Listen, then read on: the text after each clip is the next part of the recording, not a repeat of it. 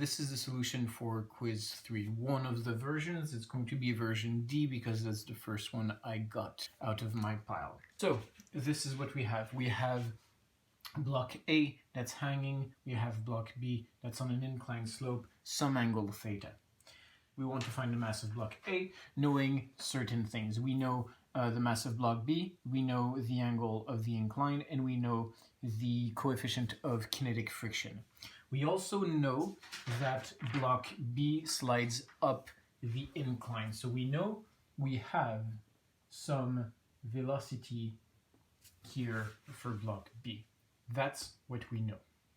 First things first, free body diagram. For A, we have two forces. We have its gravitational force pointing directly down, FGA, and we have a tension. The tension in this string that goes along this pulley here is the same. So we have this tension T here. For B,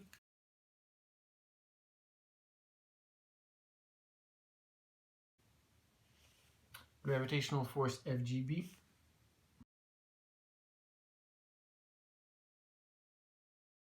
and its two components X and Y, with, of course,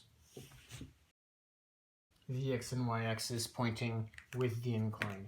We have a tension, we have a normal force, and we have a kinetic friction force. Since the block is sliding up, the kinetic friction force goes down the incline opposite that velocity. So it will go right here. And that's what we have.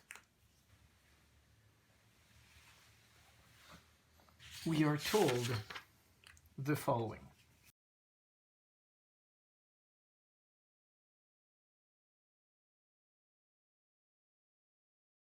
The acceleration is 0 because the speed of the two blocks is constant. The speed of block B as it slides up the incline is constant. Therefore, the acceleration is 0 for both of these blocks.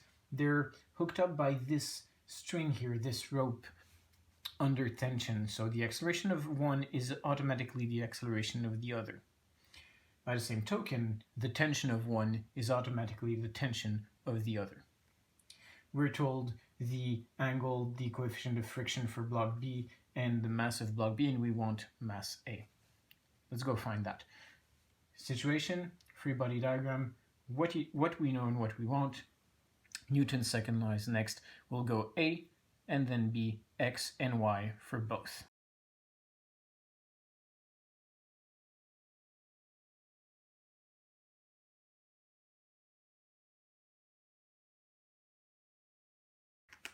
The tension minus the gravitational force is equal to 0. The two are in opposite direction, one in the positive y-axis, one in the negative y-axis, positive, negative. We can then establish that the magnitude of the tension force is simply the magnitude of the gravitational force, or MAG. This is what I will consider equation 1 here. And now I need to erase this bit again. We've written down Newton's second line, X and Y, for block A. Now we do the same for block B. In X, looking at the free body diagram, we have the tension, we have kinetic friction force, gravitational force in X. Both will be positive. They go with the X component here, the X-axis, and the tension will be negative. It goes against the X-axis. So let's write that.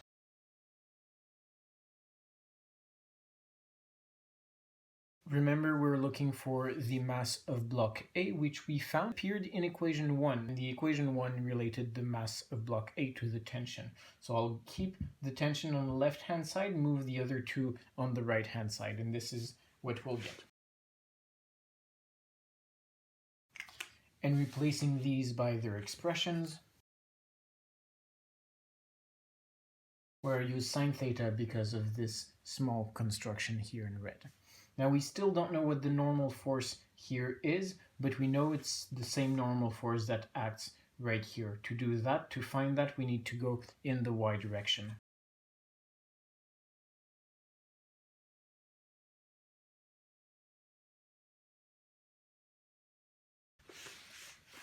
where we have a positive sign for the normal force. It goes with the positive y-axis, negative for the gravitational force in y.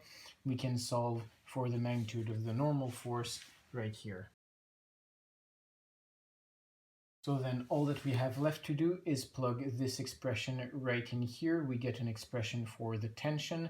We equate that to equation 1, and then we'll have that. So if we number these two,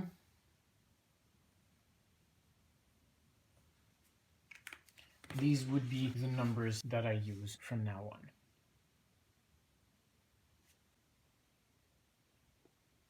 What we'll do then is substitute 3 and 2, and we get the following.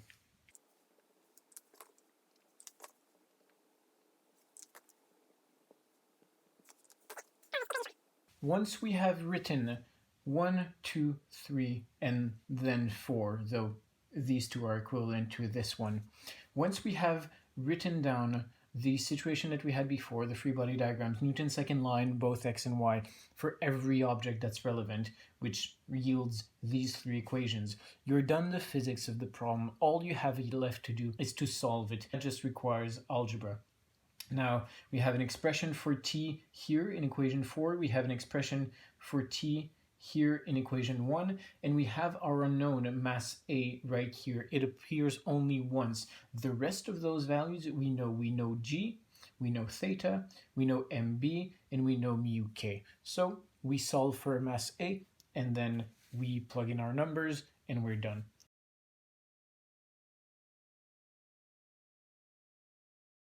What's nice here is that the g's cancel away. We have g that appears in every term. We can simply divide both sides of the equation by g, and it disappears. We don't care about it. So this goes away. All we have left is ma is equal to mu k mg cosine theta plus mb sine of theta, and we know everything. Plug in our numbers and see what we get.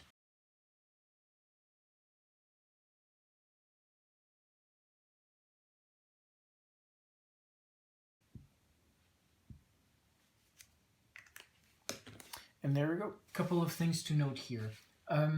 Up until these steps, everything is very, very similar for all 4 versions. All you need to do is make sure that you have the components aligned in the right directions with the correct signs inside your equations. In here, the only thing that changes is what actual values you're going to plug in. The rest is exactly the same.